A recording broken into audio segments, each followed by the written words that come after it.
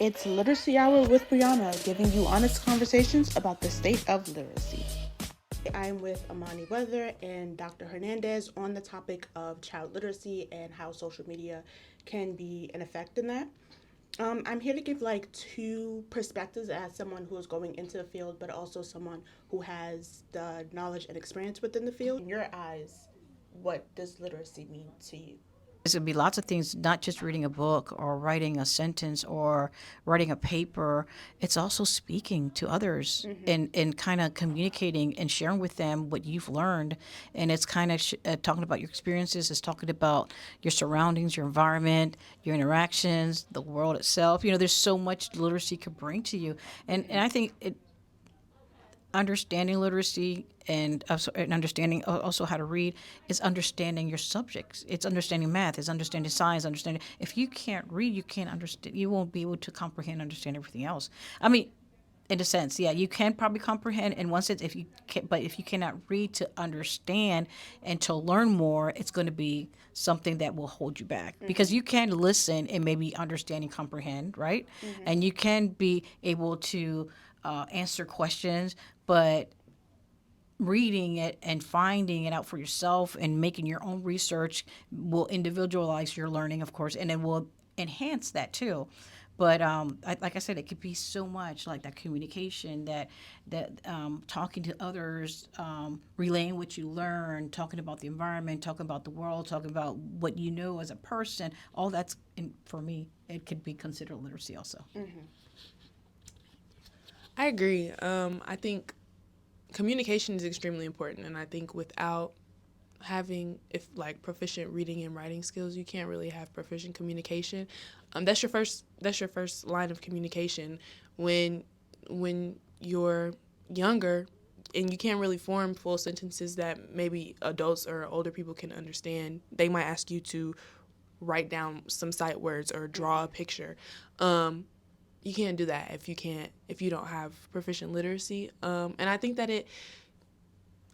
it's people skills. I think it's really important to be able to develop your people skills. I don't know, for me, I think that I'm a lot more confident in having conversations like this in front of people, with people, because I have easily comprehended and understood a lot of things around me. And I do agree that it's not just in the classroom, it's everywhere. I think that there's a reason that you have to read and write in every subject in school. Yeah. You can't do science or math. In math they have word problems. You have to be able to write down formulas in science. You have to be able to read different texts in history to be able to understand things from a historical context. And that's purposeful because it's extremely important. It's extremely important to be able to understand the world, and you can't do that unless you're able to read and write. Yeah, I think it's about communication skills. I think that's one of the biggest things. It's not just about doing well in school. I think it's about being able to be efficient outside of school. I think that's what school is. It's preparing you for what happens to you afterwards when you leave school, and I think that's one of the most important parts. For me personally, I very much remember, I want to say, during the second or third grade, like specials, going down to the library, picking out a book, reading the book, and if you wanted to take it home, you could take it home and check it out. And I remember, that being very much part of how I developed my literacy as well as my love of reading. So I wanted to say for you, what was kind of your experience with that as well? That kind of. Mine was pretty much the same. Yeah. My mom is a very avid reader, so is my grandmother, and so in turn, like I was the only girl, so I was like, oh, well, I'm just do what they're doing, and so I would pick up magazines. I have a very Matilda-ish story. Yeah. I would just pick up anything and read it, and so we also had specials. I also had my first grade teacher. She was in English. She specialized in English in early childhood, and we had reading sheets. So every week we had to read for a specific amount of time, and it had to be signed off by our parents. And I remember that too. Yeah, so we went to the library twice a week, and our librarian, we were able to check out, I think, maybe 3 books at a time. Not only that, we didn't just go to the library and walk around and pick books, but our librarian spent half of our special time reading to us. She would read the book to us, and then if we liked the books, she would read chapter books. Sometimes she would read picture books, depending on kind of what mood she was in. And after she would finish the book, she would put it up on the shelf, and anybody who wanted to check the book out, they could. And so I think my experience is a little different because I went to a Montessori school. So education was kind of seen in a different way. We were taught to learn at our own pace, but our teachers still pushed us to learn at a faster pace, because we were kind of learning a little ahead of what we were supposed to be. So in first grade, I was kind of learning at more of a second grade level. Right. So in first grade, I was reading at a second grade level, and I think for me, it built confidence a lot because I'm like, oh, okay, well, I'm only 6, but I'm reading like this very intermediate chapter book, and my parents helped foster that as well. It was not easy learning to read in my mother's house because she would not tell me what the word was. She would make me sound it out until I got it, and then she would tell me it was correct. And then she would have me read over it over and over again until I could say it without stuttering. If I had questions, because I'm a very curious person, if I had questions about something, she'd be like, I don't know, look up the answer. And then I would have to write a paragraph about it. And then as I got older, she would have me Google it, and then I would have to write almost full papers about it. And in that way, they kept me up to date on my writing and reading skills. So yeah, I had a very similar experience. I think that I wish a lot more people had that experience because now it's a little harder because nobody likes to read anymore, which is very sad. But yeah.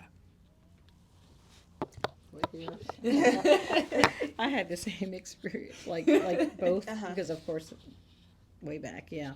And we still love to go to the library. Oh my gosh! And then we had a little library cards and all that. Yeah, they didn't have the technology that they have nowadays. You had to look up sometimes the books through those little library card things that used to hold like little catalog things, whatever. But yeah, and I actually had an opportunity to work with the library for a little bit at public school in Virginia Beach. Yeah, and I learned how to code the books and put them in shelves and everything. Yeah, and I was surprised with some books that they had in the library, even at the high school. It's like, oh my God, they have this book. I didn't even know they were allowed to have this book here. I know some of them they took out, but I was so surprised with some books they had. But besides that, yeah, I had the same experience. And then my mother was the one that every night we had to read, no matter what, Even though we're done with the homework, we had to read all the time. And she made sure we wrote sentences, and she wanted to make sure that we did really well in school. So she was a stay-home mom, but she was like, summertime, everybody having fun. No, there was one every single day. There was a part of the day that she sat us down and we had to do homework. We had to read and do homework. It was like a reflection, like a couple sentences of what you read about, and that was her. She was like, no, you're going to, and then she will have me, like my sister was a grade above me. I will read her things that she was reading at her grade level so I could be ready for her grade. So like she was trying to prepare me for that next grade up to make sure I was ready. So that's the way, that's the way I was taught, and she reinforced it that way for me.